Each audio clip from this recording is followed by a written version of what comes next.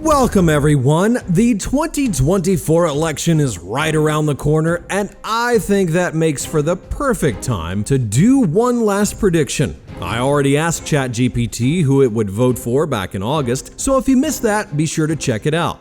But now let's be real. A lot of things have happened since then, right? Today I'm going to ask AI to gather all the current data, break down both candidates' platforms, figure out who would be better for the American people, analyze the latest polls, and make one final prediction on who's going to win: Kamala Harris or Donald Trump. But before we get into that, don't forget to hit that like button if you enjoy this kind of content and subscribe to the channel. We publish a new video every single week, so make sure to do that because it really helps me out. Oh, and by the way, have you already voted? I'm not gonna ask who it was for exactly, but you can drop a heart emoji in the comments, blue or red. It'll be interesting to see which one gets more. Now, let's get right into it. As always, I need to begin by showing you my initial message where I'm asking ChatGPT to be absolutely unbiased, give straightforward answers, and call a spade a spade. First, I'm asking it how it views both candidates' platforms, so it can analyze the entire election race for each of them, and after that, I'll ask which candidate it thinks would be better for the American people. And no, it's not because of video length or anything like that. I just can't ask it to predict the winner right away, since there's almost a 99% chance it would refuse to do so. Now, without any further ado, let's ask that first question, and here it is. The 2024 election has been packed with significant events, shifting the momentum for both Trump and Harris multiple times. Early on, Trump gained momentum after an assassination attempt, which became a huge media story. His supporters rallied behind him, viewing him as a leader under constant threat. However, skepticism began to grow after a second attempt was reported, with some questioning whether the incident was exaggerated for political reasons. Still, the first attempt boosted Trump's standing, solidifying his base. After Biden dropped out, Harris took charge, quickly raising record-breaking amounts of campaign funds. Her aggressive fundraising helped her regain ground, and by midsummer she began to recover in the polls and even lead Trump in some key states. This comeback positioned Harris as a serious contender, and her campaign received a boost with her vice presidential pick, a progressive choice aimed at energizing the left. In September, the first debate between Trump and Harris was a heated clash over major issues like the economy, immigration, and the GOP's Project 2025, which proposes an overhaul of federal agencies. Harris delivered a strong performance, which was widely viewed as a win, pushing Trump to refuse further debates, citing media bias. This raised eyebrows, with many seeing this refusal as a sign of weakness. Throughout the campaign, both candidates have faced misleading claims, but Trump has been surrounded by far more. His persistent claims that the 2020 election was stolen continue to resonate with his base, despite zero credible evidence. On the other hand, Harris has been hit with false accusations about her eligibility, which have been repeatedly debunked but still circulate. Both candidates are heading into the final stretch of the campaign with high stakes and intense scrutiny. As the election nears, the race remains unpredictable, with each side fighting for every vote. Alright, well, of course the AI missed a lot of the details, but I wanted it to be short, so it's okay, I guess. Now I want to ask it which platform seems to be better for the American people, and here's the short answer. From a long-term perspective, Harris's platform seems more focused on addressing systemic issues like healthcare, inequality, and climate change, which could benefit a wider range of people over time. Given the risks posed by Project 2025 and Trump's embrace of policies that could harm democratic institutions and the environment, it's hard to see clear advantages in his platform. Harris's platform, despite potential challenges with funding and execution, seems better positioned to address the wider needs of the American people and build a more inclusive, forward-thinking society. Okay, ChatGPT, I think most of you probably agree with that answer. Oh, and I almost forgot about a question I actually wanted to ask. Have you seen that news about Trump sending COVID tests to Putin? Now, allow me to go a little bit off topic for a moment and find out what it thinks about that. And here it is. It has been confirmed that Donald Trump did send COVID-19 testing kits to Vladimir Putin during the height of the pandemic in 2020. This revelation comes from Bob Woodward's new book, and the Kremlin itself has confirmed that these tests were indeed sent. The story sparked controversy, especially since the US was facing a major shortage of tests at the time, leaving many Americans struggling to get tested. This move has drawn sharp criticism, and it's easy to see why. Trump sending critical medical supplies to Putin during a time of domestic crisis raises serious questions about his priorities. It appears he was more concerned with maintaining a personal relationship with Putin than addressing the immediate needs of the American people. The fact that this was done in secret only adds to the outrage.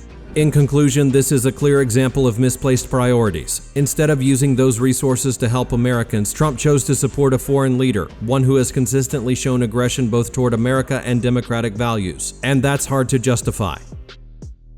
Yeah, that is indeed hard to justify. Alright, we already know that ChatGPT views Kamala Harris as the better choice, but we're not in a Skynet kind of world just yet, so then who becomes president is still up to the people. I'm going to let the AI analyze the recent polls and give us an understanding of who's leading as we approach Election Day. And after that, I'll ask it to predict the winner based on all the information. For now though, here's the answer about the polls.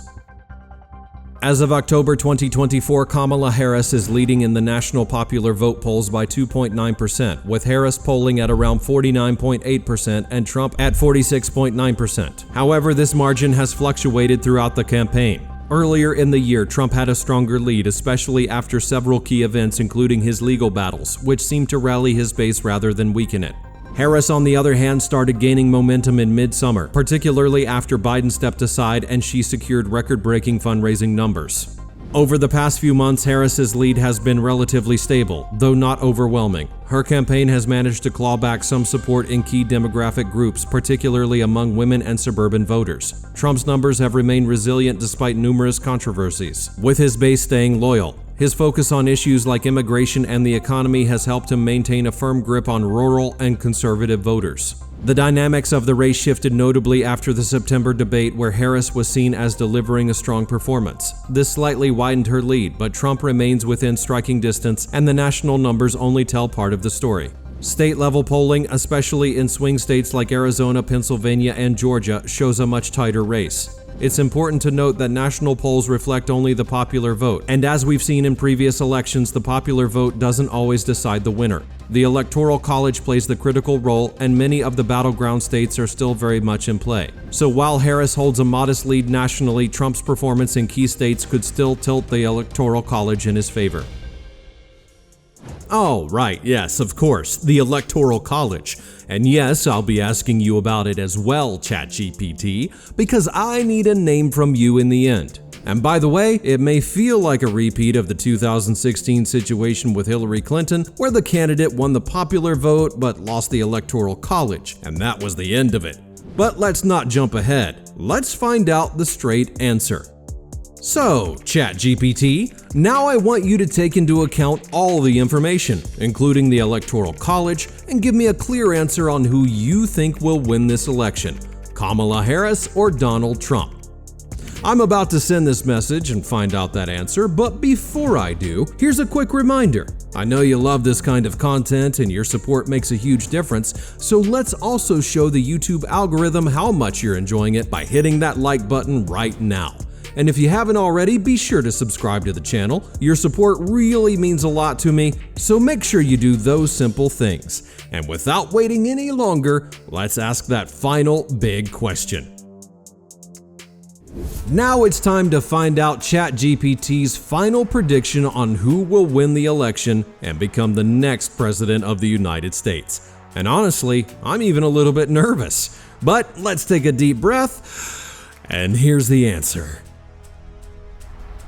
Looking at all the information available, including both the popular vote and the Electoral College, here's my take. While Kamala Harris has a modest lead in the popular vote, currently about 2.9%, that alone doesn't secure a win.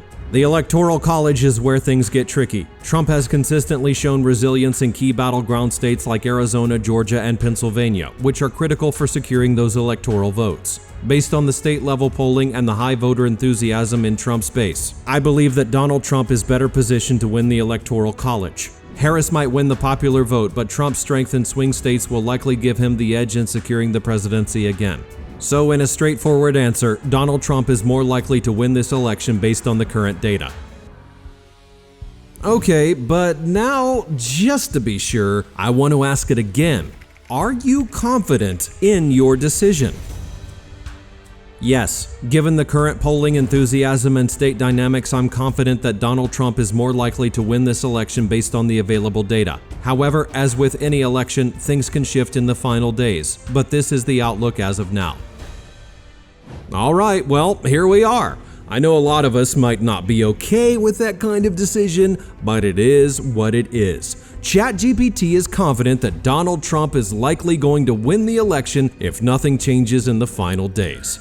But with all of that being said, I've got one reasonable question. Why do we even need the Electoral College instead of just using the national popular vote to decide the presidency?